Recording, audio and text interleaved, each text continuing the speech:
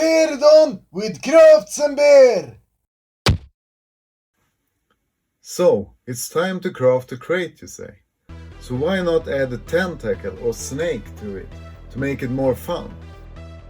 Start with weathering the stirring sticks and cut it in thin boards.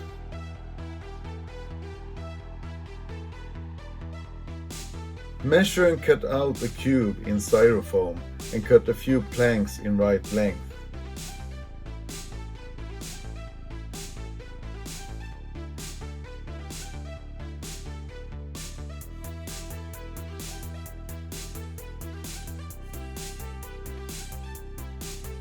Stand the small pieces so one don't see the marks after the cutter.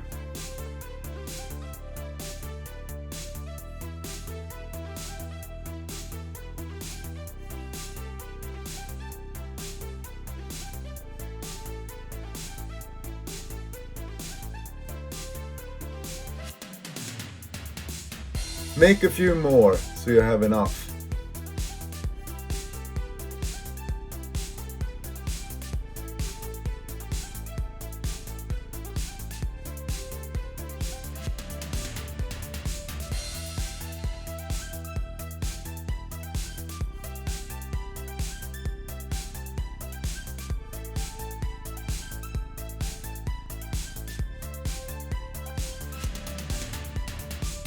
As you can see, I'm not that accurate with this craft, cause it will be a look of a crate built with old planks from a stranded ship or something alike. And it will host a living entity, so there is many reasons why it should be a little rough and weathered around the edges.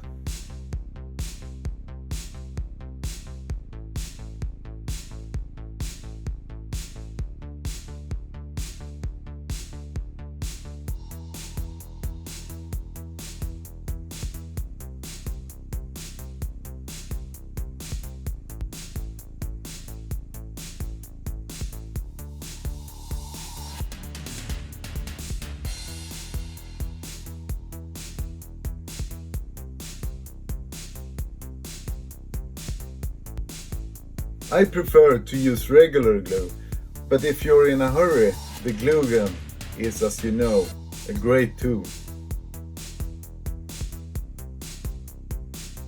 This is a good way to make all kinds of crates, boxes and chests. The question is, how neat do you want it to be? Where shall it stand? On a beach somewhere, beside a stranded ship? In a store full of food?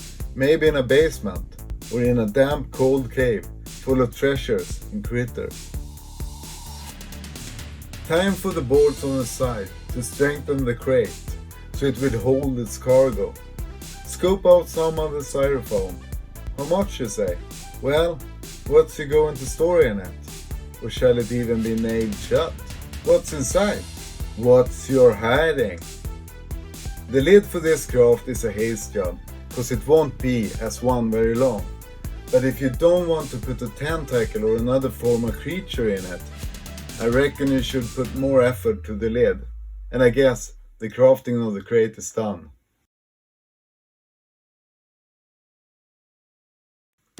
So, I see, you decided to make a creature to a crate after all. Well, here you see a steel wire bent to something snake-like and sticked on a cork, ready to go. To get the Super Sculpt to stick to the wire, we use some green stuff first. It makes it all easier. And don't you forget to use some form of Vaseline on the hands when working with the green. It's sticky.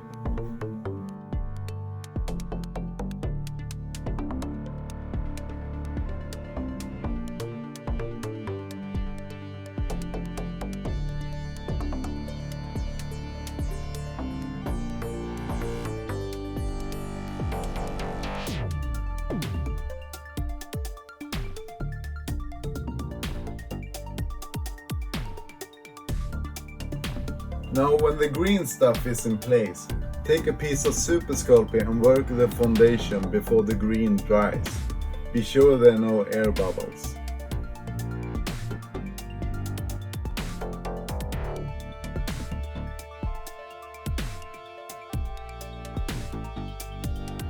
One simply start by building up the sculpture a little bit at a time.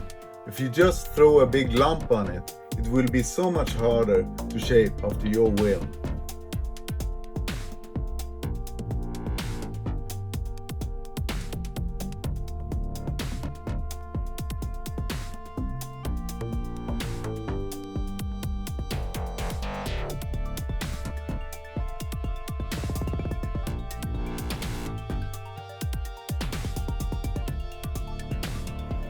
And as in everything one creates, the foundation is a big part of the finished result, so don't you haste.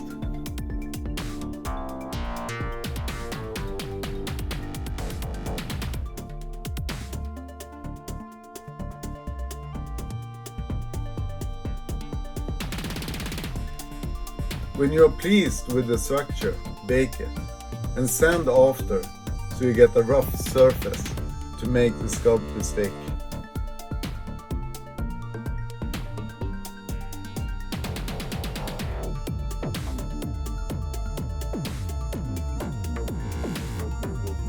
Here we roll a thin thread of Sculpey to use when creating the suction cups, or the suckers as the science call them.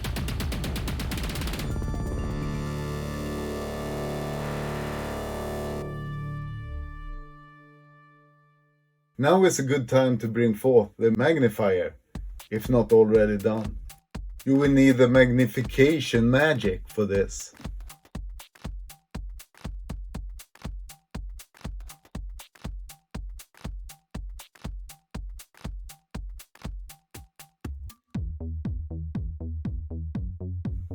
Here I use some alcohol to smoothen things out. I even give the clay a brush of it.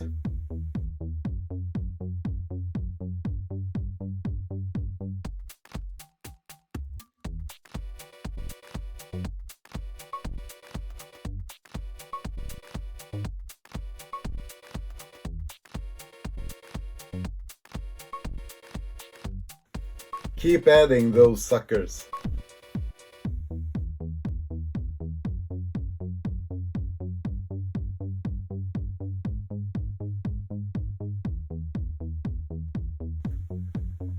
If you got other ideas, bring them forth. There is 1.5 million ways to make a tentacle or a snake, so let the fantasy run wild and conjure up a real beast in that crate.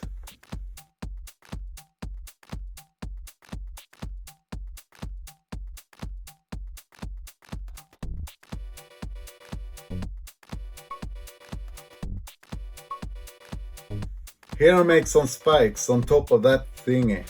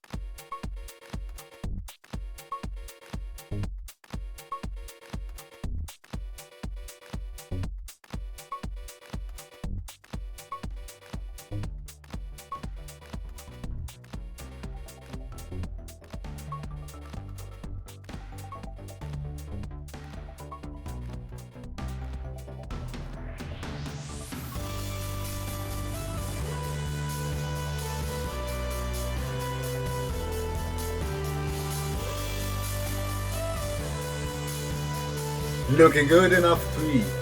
When you are satisfied with the result, bake.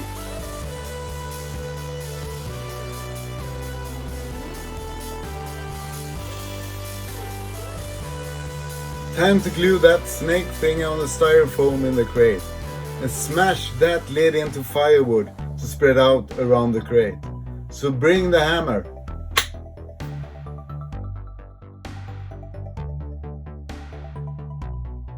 A piece of transparent plastic works good as a base for this. A basic round or square will do just as good.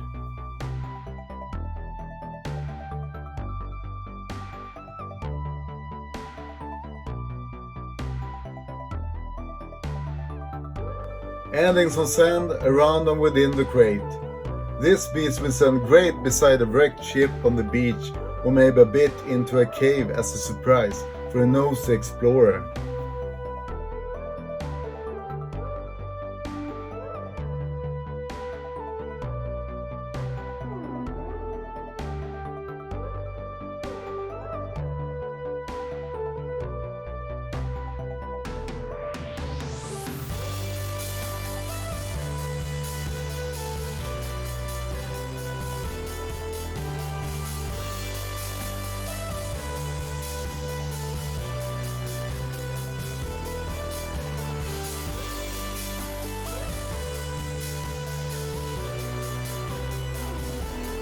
Something was missing, indeed.